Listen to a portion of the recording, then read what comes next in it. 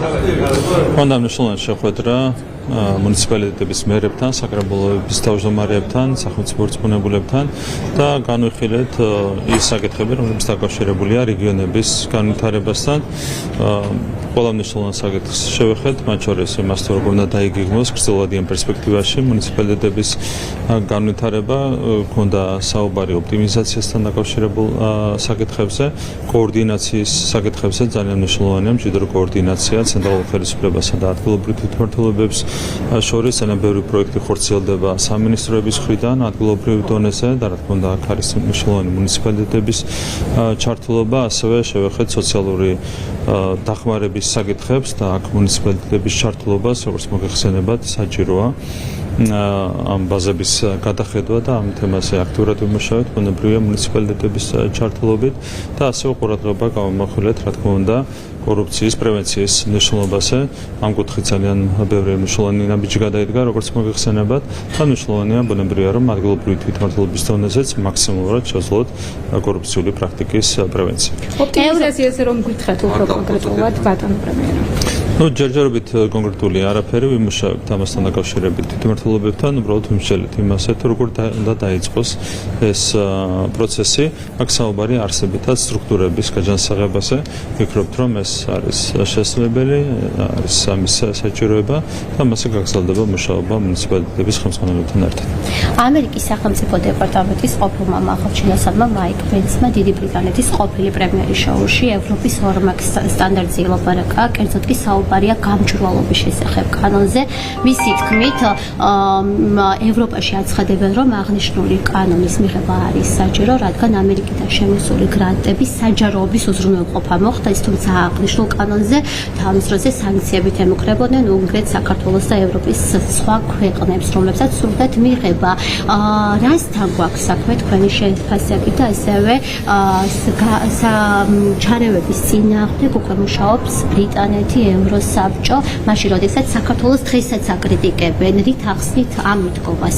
ძალიან საინტერესო პროცესებია დაწყებული, რასაც ყველა ვაკვირდებით. NGO ზოგადად არის უცხო ქვეყნის შიდა საქმეებში ჩარევის ინსტრუმენტი. ამისათვის შეიქმნა NGO როგორც ფენომენი და რა თქმა უნდა მნიშვნელოვანია ამ ყველაფრის სათანადო დარეგულირება. ქვეყნის შიგნით არ უნდა შემოდიოდეს ქვეყნის გარედან ფინანსები პოლიტიკის დასაფინანსებლად და კიდევ ერთხელ NGO არის პოლიტიკური ინსტრუმენტი. სხვა ქვეყნის შიდა პოლიტიკურ პროცესებში ჩარევის ინსტრუმენტი. აქედან გამომდინარე ჩვენ თავის დროზე მივიღეთ ძალიან მნიშვნელოვანი გადაწყვეტილება NGO-ების დაფინანსების გამჭვირვალობის თაობაზე.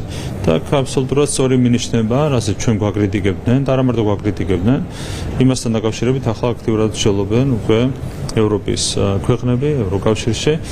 ბუნებრივია ევროკავშირისთვისაც მნიშვნელოვანია ასეთი კანონმდებლობის არსებობა, არავინ არ უნდა ჩაერიოს სხვის პოლიტიკურ ცხოვრებაში. კიდევ ერთხელ გავიმერებ, რომ NGO ეს არის მხოლოდ და მხოლოდ პოლიტიკური ინსტრუმენტი. ეს არის უცხო ქვეყნის საქმეებში ჩარევის პოლიტიკური ინსტრუმენტი. აქედან გამომდინარე, NGO-ებთან დაკავშირებული ფინანსური საკითხები უნდა იყოს თავიდან ბოლომდე გამჭვირვალე, რაც არის ჩვენთან უზრუნველყოფილი და მნიშვნელოვანია ამის უზრუნველყოფა ევროკავშირის მასშტაბითაც. ბატონო პრემიერო, მინდა გითხოთ საკანონმდებლო ცვლილებათა პაკეტზე, რომელიც გრანტებს ეხება და ასევე კონსტიტუციური ორგანოების არაღიარებას.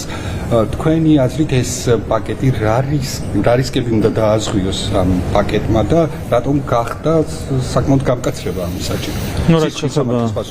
რაც შეეხება გრანტების საკითხს, თქვენ ხედავთ, რომ პირდაპირ აანონსებენ კონკრეტული ევროპელი ბიუროკრატები, რომ ისინი გეგმავენ მოიძიონ კანონის არსებული კანონმდებლობის გვერდისავლის მექანიზმები და ირიბი გზებით დააფინანსონ პოლიტიკური აქტივობები საქართველოში. რა თქმა უნდა, ამას უპირისპირდება ის პაკეტი, კანონპროექტების პაკეტი, რომელსაც იღებს საქართველოს პარლამენტი.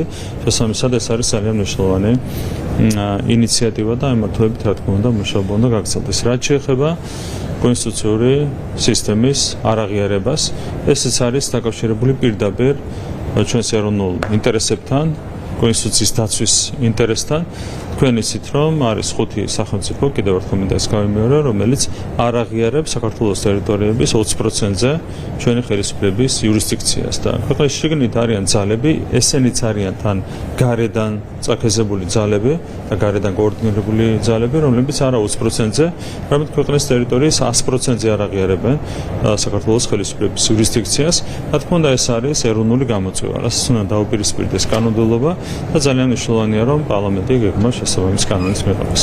გიორგი ბაჩიაშვილთან დაკავშირებით მინდა გითხრათ ამ კითხვაზე თითქოს ის იყო პოლიტიკური, თუმცა მან თანამშრომლობ გამოძიებასთან აღიარა ბრალი, ანაზღაურა ზარალი და ასევე გაუქმდა საპროცესო შეთანხმება, რას ემსახურებოდა მთელი ეს სისტემა თითქოს ის იყო პოლიტიკური. თქვენ ზოგადად იცით რომ როცა ხდებოდა კონკრეტული ტიპის დანაშაულების შეტანა, ოპოზიცია მაქსიმალურად ცდილობდა ამ საქმეების პოლიტიზებას და ასეთი უამრავი საქმე გვახსოვს იყო ისეთი დანაშაულებრივი საქმეები რომლებიც საერთოდ არ იყო კავშირში პოლიტიკასთან თუმცა აქაც კი ახერხებდნენ სპეკულაციებს და ეს ყველაფერი კიდევ ერთხელ ამ მაგალითზეც დაადასტურა იმ მოვლენება რომლებიც განვითარდა გიორგი ბაჩიაშვილმა აღიარა მის მიერ ჩადენილი დანაშაული ითანამშრომლა გამოძიებასთან, ანაზღაურა ზიანი და დანარჩენი იყო ბუნებრივია სამართალდამცავი ორგანოების საქმე. შესაბამისად დადასტურდა, რომ ამ სპეკულაციებს არ ქონდა არავითარი საფუძველი და კიდევ ერთხელ ამითაც აჩვენა საკუთარი სახე რადიკალურმა ოპოზიციამ ჩვენს ქვეყანაში. ბატონი ირაკლი, კოლ-ცენტრების საქმესთან დაკავშირებით გუშინ იყო კიდევ ერთი დაკავება ელის სოკელაძე და მას ერთად 10 ადამიანია კიდევ დაკავებული და გაისმა სხვადასხვაგვარებით ამ თემასთან დაკავშირებითაც რომ ისაუბროთ. აქაც კონკრეტული დანაშაულის ჩადენისას ვიღაცებისთვის პოლიტიკა არის ხოლმე და მედიაც, გრძელებული მედიაც არის ხოლმე თავშესაფარი, რაც ფაქტია ელის სოკელაძის შემთხვევაში. თქვენ გახსოვთ მისი უამრავი განცხადება პოლიტიკურ თემებზე. აქ უფრო ღრმად არ მინდა შევიდე, როცა არის დანაშაული ჩადენილი, რა თქმა უნდა, დანაშაულს სჭირდება შესაბამისი სამართლებრივი რეაგირება. მისი ბრალდება რა შეაფასოთ მამუკა დინარაძის მიმართ, ის ამბობს, რომ დაიჭერეს იმიტომ, რომ დინარაძის ბიტკოინები ამხელა, თუმცა მის მიერ გამოქვეყნებულ სკრინებში დინარაძის გვარი არ ფიგურირებს. ამით ცდილობს თუ არა საკუთარი დანაშაულის თუ ბრალდების გადაფარებას. ეს რა თქმა უნდა აბსურდია, ერთი რომ მან უკვე მეორედ გააკეთა ეს განცხადება, პირველი გააკეთა დაახლოებით 1 წლის წინ, რამე რო ქონოდა, რა თქმა უნდა გამოაქვეყნებდა და ზოგადად ბიტკოინების შესახებ ინფორმაცია არის კონფიდენციალური, ანუ პრაქტიკული კუთხითაც იყო აბსურდული მისი ეს განცხადება. მე მგონი სერიოზულ კომენტარს მისი ასეთ განცხადებები არ ემსახურებს. გიორგი გახარიასთან დაკავშირებითაც კითხოთ და ანონსა მისმა პარტიამ ერთი კვირის წინ დაახლოებით რომ მიმღების კონფერენციაში მიიღო მონაწილეობა ბატონ გახარიას, თუმცა რუსთავი იყო ადგილზე და მისი აქტივობა ვერცად ვერ დაინახა და არც ერთი ფოტო არ არსებობს მისი ყოფნის ამსახველით. ამასთან დაკავშირებით რა პოლიტიკური რესურსი აქვს მას? ზოგადად ეს ყველაფერი სრულიად არასერიოზულია, ბუნებრივია, საბოლოო ჯამში გაირკვევა რა მოხდა და როგორ მოხდა, აბსოლუტურად არასერიოზულია კონკრეტული ქმედებები, რასაც ხედავთ მისი მხრიდან, მისი პარტიის მხრიდან, რესურსი ნული. თქვენ ხედავთ მათ შორის პარლამენტში მათსაქმიანობას, ინტელექტუალური რესურსი ნული, ყველანაირი რესურსი ნული. ლიდერი არის გაქცეული გერმანიაში, თავს აფარებს გერმანიას, იმისათვის თავიდან აირიდოს შესაძლო სამართლებრივი პასუხისმგებლობა. ეს არის ამ პარტიის დღევანდელი მდგომარეობა, აბსოლუტურად არასერიოზულია ის ვითარება, რომელიც ამ პარტიაში არის შექმნილი. სააკაშვილი ყულების ფორტის დასამცირებას ითხოვს, ის ამბობს, რომ რუსეთს სანქციების გვერდისავლას შეეხმარებაო. რატომ იტყვება და რატომ თქობს ეს ადამიანი ყოველჯერ ეს სამშობლოს? რეალურად აქ ყველაფერი არის ნათელი.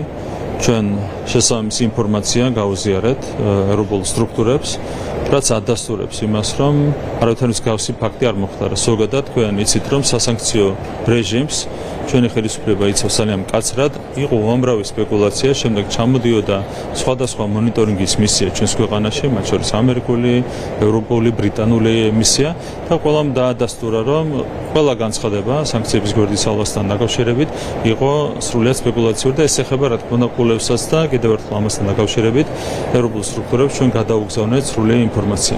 ასეთ ფონზე, როდესაც გამოდის ადამიანი, ყოფილი პრეზიდენტი, გასაგებია რაც არის და ვინც არის, მაგრამ ფორმალურად მაინც არის ასეთი სტატუსის მატარებელი ყოფილი პრეზიდენტი და როდესაც ითხოვს ისეთ რამეს, რაც ბუნებრივია საზიანოა ქვეყნისთვის, ეს ბუნებრივია მეტყველებს ამ ადამიანის სულისკვეთებაზე, ასეთი სულისკვეთებით უმძიმესი ზიანი მიაყენა მან ჩვენს ქვეყანას 9 წლის განმავლობაში, როცა იყო ხელისუფლებაში, შემდეგ წლების განმავლობაში, როცა იყო ოპოზიციაში და კიდევ ერთხელ აჩვენებს საკუთარ სახეს, ეს არის და ეს. ფასებთან დაკავშირებითაც მინდა კითხოთ, კომისიის სდომა პარლამენტში დღესაც გაიმართა, რუსეთის ფასებზე ვსაუბრობ და ამასთან დაკავშირებით მიმდინარეობს მუშაობა კიდევ ერთხელ მოსახლეობასთვის ამის საჭიროებაზე რომ ვისაუბროთ და ამ პროცესზე ზოგადად პროცესი და როდის უნდა ელოდეს მოსახლეობა შედეგებს. ნუ საზოგადოება აკვირდება, როგორც არიმართება პროცესები ახალგაზრდა პარლამენტში, მიმდინარეობს შესაბამისი პირების გამოკითხვა იმისათვის, რომ დადგინდეს თუ რა განაპირობებს ჭარბასთამაც, შესაბამისად სად არის და რამდენად არის ფასების შემცირების რესურსი. საბოლოო ჯამში ჩვენ ვფიქრობთ, რომ ეს პროცესი შედეგს გამოიღებს ჩვენ შესაბამისი ინფორმაციის ანალიზების საფუძველზე. უკვე გადავალთ ქმედებებზე, მათ შორის არ გამოურიცხავთ კანონმდებლობაში ცვლილებების შეტანას, არ გამოურიცხავთ ასევე ალტერნატიული მექანიზმების გამოყენებას, როგორც არის თუნდაც ალტერნატიული ქსელების წახალისება და ამ შემდეგ. ეს ყველაფერი საბოლოო ჯამში ვფიქრობ, რომ მოგცემს შედეგს, მათ შორის ჩვენ ვფიქრობთ გრძელვადიანი შედეგის მიღწევაზე, ანუ ფასების გრძელვადიან პირობებში რეგულირების უზრუნველყოფაზე. საფრთხის მონაცემებზე მინდა იანვარში გაზრდილია შემცირებულია უმუშევრობა და გაზრდილია ადგილობრივი ექსპორტი. როგორ შეაფასებთ ამ მონაცემებს, ზარ დინამიკას და ზოგადად მთავრობის პოლიტიკა ამ მიმართულებით როგორ? ნუ მეოთხე კვარტალის მაჩვენებელი უმუშევრობის არის 13.3%, კვარტალ ჯვრელში ეს არის რეკორდული მინიმუმი, რაც არის ძალიან მნიშვნელოვანი და რა თქმა უნდა წლევანდელ წელსაც ყველაფერს გავაკეთებთ იმისათვის, რომ უმუშევრობა კიდევ უფრო მეტად შემცირდეს ჩვენს ქვეყანაში. ზოგადად ოპტიმალური მაჩვენებელი არის 3-დან 5%-მდე და ვფიქრობთ, რომ ამ მაჩვენებლის მიღწევა არის შესაძლებელი რამდენიმე წელიწადში. ამისათვის არის საჭირო ეკონომიკური ზრდა, სწორედ ამას ემსახურება კონკრეტული ეკონომიკური ინიციატივები, საინვესტიციო პროექტები, რომლებიც ხორციელდება ჩვენს ქვეყანაში. რა თქმა უნდა, ყველაფერი უნდა გაკეთდეს იმისათვის, რომ 5%-იან ნიშნულს ჩამოწდეს ჩვენს ქვეყანაში უმუშევრობა, რაც არის აბსოლუტურად რეალური. 3 წელიწადშიც კი შეიძლება ასეთი შედეგის მიღწევა. ექსპორტის გაზრდა არის ასევე ბუნებრივია მნიშვნელოვანი, ჩვენი პროდუქციის წახალისება, ქვეყნის გარეთ გატანის სახალისება და ბალანსის გაუმჯობესება, იმპორტ-ექსპორტის ბალანსის გაუმჯობესება, აქაც მომავალშიც რა თქმა უნდა აქტიურად ვიმუშავებთ. კიდევ ერთი კითხვა მაქვს, ასევე გიორგი გახარიას პარტიამ პარლამენტში ხარი არ დაუჭირა შეზღუდული შესაძლებლობის პირების მქონეთა შესახებ კანონში ცვლილებებს, რაც თავად ეს პირები ამბობენ, რომ ძალიან მნიშვნელოვანი იყო ეს ცვლილებები. რო შეგვიფესოთ პარტიის ეს პოზიცია. ნუ მე მგონია, რომ უფრო მეტად მათ არ ყოფნით გამოცდილება, ზოგადად რესურსი პარლამენტში სათანადოდ ხარისხიანად მუშაობისთვის და ალბათ ამის შედეგია ეს ყველაფერი, რაც ვიხილეთ, ხომ? იყო აბსოლუტურად უნაკლო კანონპროექტი, ძალიან მნიშვნელოვანი კანონპროექტი და როდესაც ასეთ კანონპროექტს ხარს არ უჭერ, ბუნებრივია გაჩვენებ სისუსტეს რესურსების თვალსაზრისით. მადლობა.